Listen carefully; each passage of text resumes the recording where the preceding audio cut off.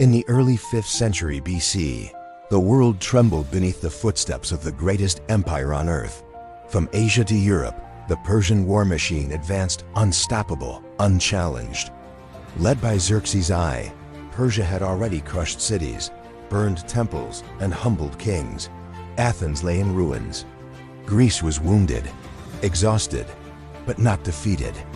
Now, in the shadow of distant mountains, on a quiet plain near Plataea, history prepared for its final chapter. This was Greece's last stand. 2 years earlier, Greece had nearly fallen. At Thermopylae, brave warriors died to slow Persia's march. At Salamis, Greek ships shocked the world by destroying Persia's fleet. But the war was not over. Persia still controlled much of northern Greece. Its armies remained vast, its ambition unchanged. Xerxes returned to Asia, but he left behind his finest general, Mardonius. With him, over 100,000 elite troops. His mission was simple: destroy Greece completely. The Greek city-states had always been rivals. They fought each other more than foreign enemies. But now, survival demanded unity. From the warrior state of Sparta to the recovering democracy of Athens, leaders gathered. Old grudges were set aside. For the first time, Greece stood together. At the head of the army stood a Spartan prince, Pausanias, calm, disciplined, ruthless. He would command the largest Greek army ever assembled. Around 80,000 men, farmers, citizens, soldiers, all fighting for home. Mardonius, left behind by Xerxes, surveyed the plains with a calculating eye. The vast Persian army stretched as far as the eye could see, cavalry, archers, and infantry, ready to crush any resistance. He knew the Greeks' strength lay in their hoplites, heavily armored, disciplined soldiers, deadly in close combat. But the open plain of Plataea favored Persia's cavalry. Here, mobility, speed, and numbers could break the Greek line if used wisely. He ordered constant harassment. Archers showered arrows, cavalry probed flanks, supply lines were disrupted. Greek soldiers felt hunger gnaw at their bodies, fatigue weighing on their morale. Yet despite the pressure, the Greeks refused to yield.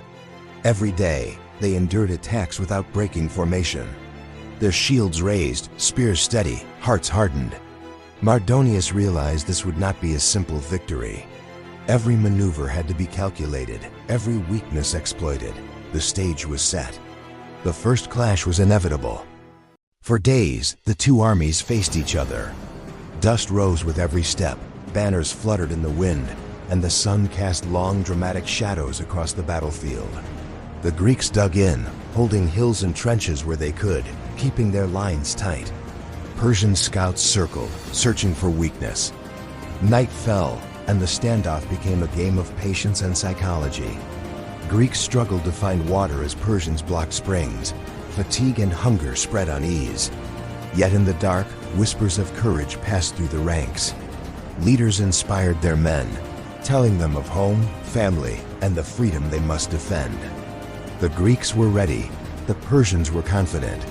And on the plains of Plataea, history waited for the first spark to ignite one of the greatest battles the world had ever seen. At the first light of dawn, Persian horns blared across the plains. Thousands of soldiers surged forward, a tidal wave of gold and steel. Cavalry thundered, archers unleashed a storm of arrows, and the air was filled with dust and the roar of men. Mardonius led his elite guard personally, charging into the Greek lines with confidence. Persia believed victory was near. The Greek army, though weary, braced. Hoplites raised their shields and spears, forming the impenetrable phalanx. Each soldier knew that if they faltered, Greece would fall. The collision was thunderous. Bronze rang against bronze, spears thrust into flesh. Arrows darkened the sky. For the Greeks, it was a test of discipline. For the Persians, a fight for domination. The battle had begun. The plains erupted into chaos. Persian archers fired relentlessly, while Greek hoplites advanced steadily, their formations unbroken. Cavalry tried to flank, but disciplined spear walls held them at bay. Spartan warriors moved like a single entity, their shields interlocking, their spears striking with deadly precision. In the center, Mardonius fought bravely, rallying his men, cutting through Greek ranks. Yet, the discipline and courage of the Greek soldiers proved overwhelming. Slowly, Persian formations began to falter. Every advance was met with unyielding resistance, every charge repelled. Finally, the Persian commander fell, struck down by a Spartan warrior. The heart of Persia's strategy collapsed, and panic began to ripple through their lines. With Mardonius dead, chaos spread like wildfire. Persian units lost coordination. Cavalry scattered, archers fled. The Greek army pressed relentlessly, driving the enemy back. Smoke rose from burning tents, and the plains became a scene of total devastation. Thousands of Persian soldiers were cut down.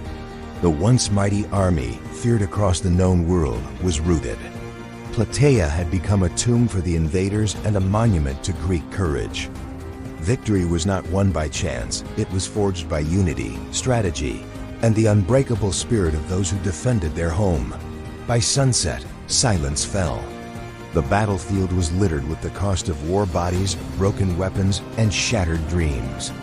Yet Greece had survived. Not just Athens or Sparta, but all the city-states that had set aside pride and rivalry for the sake of survival. The victory at Plataea ended Persia's invasion of mainland Greece. Temples, homes, and families would no longer burn under foreign conquest. Freedom, though hard won, was theirs. The plains of Plataea became sacred ground, a testament to courage, resilience, and hope. Plataea changed the course of history. Without it, the golden age of Athens might never have come. Philosophy may have languished, and the foundations of democracy could have been crushed.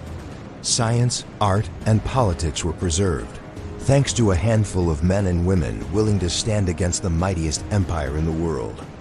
The victory became legend, inspiring generations to come. Greece had defended not just land, but an idea: the right to choose freedom over subjugation, courage over fear, unity over division. This was Plataea, the last stand, the final triumph of Greece against Persia. And in that victory, the seed of Western civilization was sown.